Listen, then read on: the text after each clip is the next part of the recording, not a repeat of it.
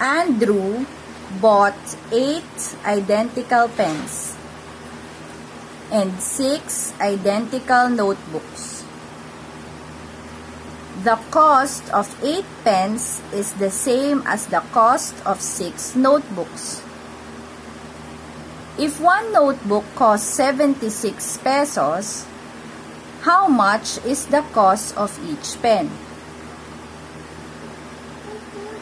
So, what we are going to do is that we Louder. are going to multiply 6. Show muna, illustrate the problem first. I have a paper. Illustrate the problem. Use visual. So this is equal to 1, 2, 3, 4, 5, 6, 7, 8. And then this is 1, 2, 3, 4, 5, 6. So that's my illustration. And then what we are going to do is we're going to multiply. Louder, I cannot hear. We are going to multiply 6 by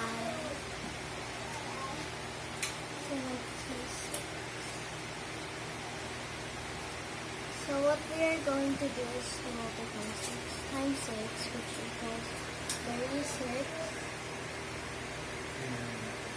and 7 times 6 equals 42, and 42 plus 3 equals 45. So what we have here is 456. So what we're gonna do is we're going to take the 456, and then we are going to divide it to 8. That's how much. So 8 divided by 456. So we're gonna try and divide it by 4, but it's not enough. So what we're gonna do is we're gonna add it to both of them into it. So once that's like that, so we're gonna put the answer there. So this, sorry.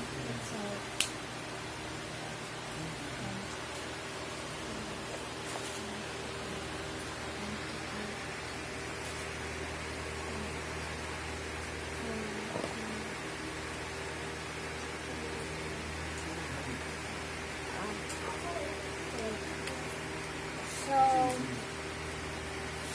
my answer is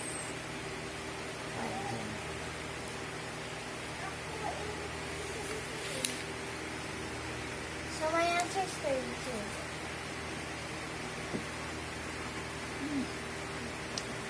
So 30. 4 divided by 8. So 4 divided by 8. that cannot be. Oh. So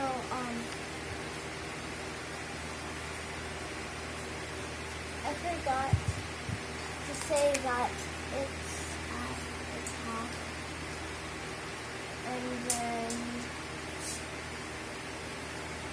45 divided by 8. so 3. Wait. Use your eraser. It's so small. It's super tiny. So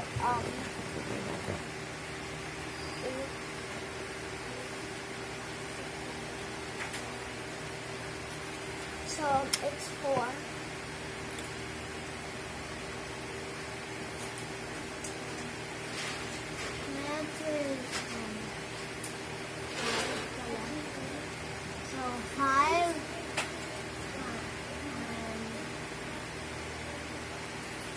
times 8 equals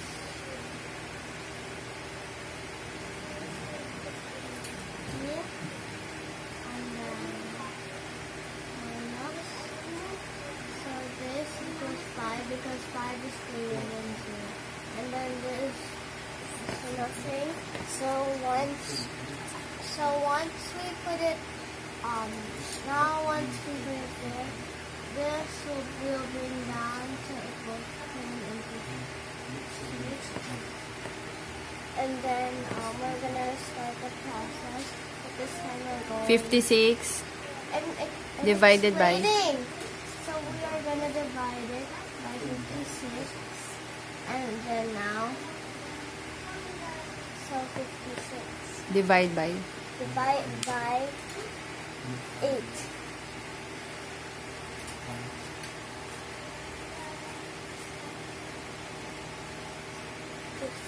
So my answer is 7.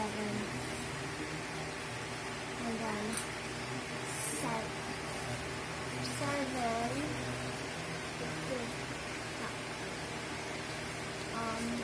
times 8 equals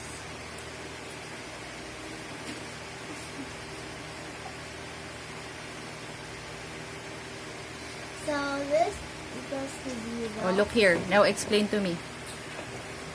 Look here. The final. So now the final. Look here. So the question is, how much is the cost of each pen? Because of each pen is 57 pesos. Oh. Write the final answer down. At the bottom.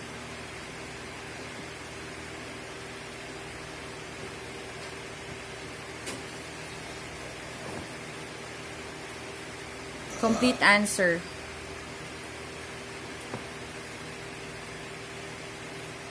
Each pen costs, ano?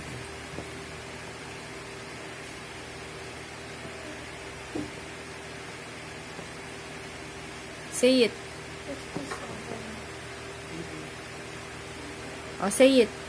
The answer is 57 pesos. Each pen. Come, pen look here. Each pen costs 57 pesos. Oh, erase that one. My next question is, write 456. Write 456.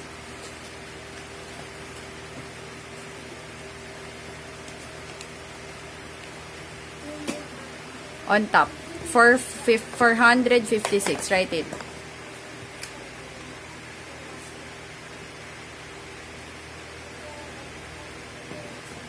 Now,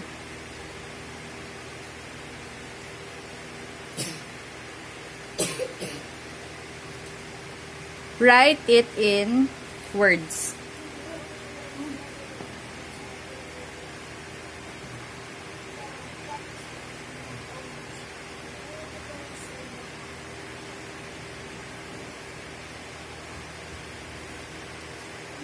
Write 456 in word form.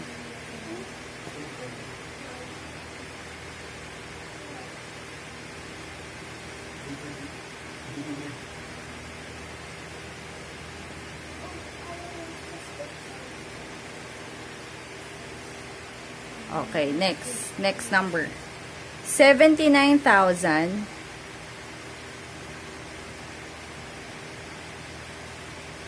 409. Write 7,409 in word form.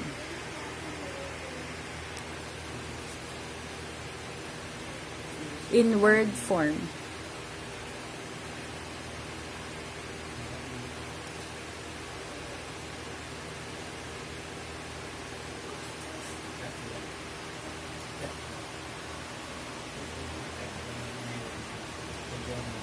Write properly.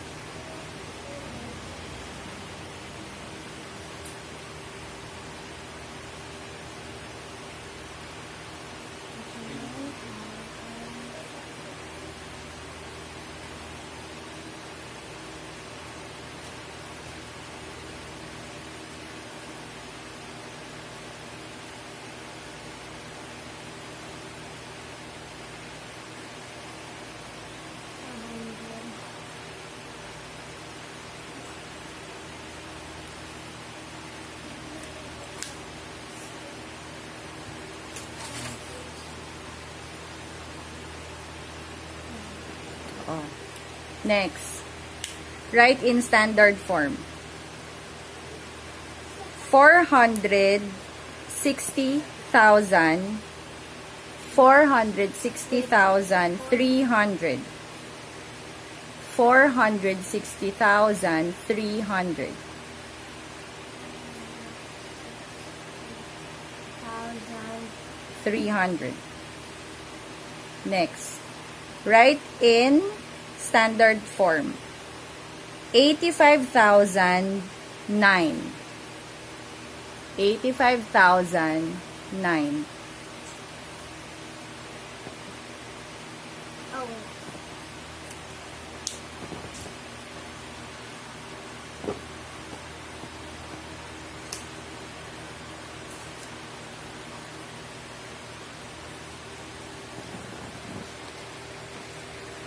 Okay.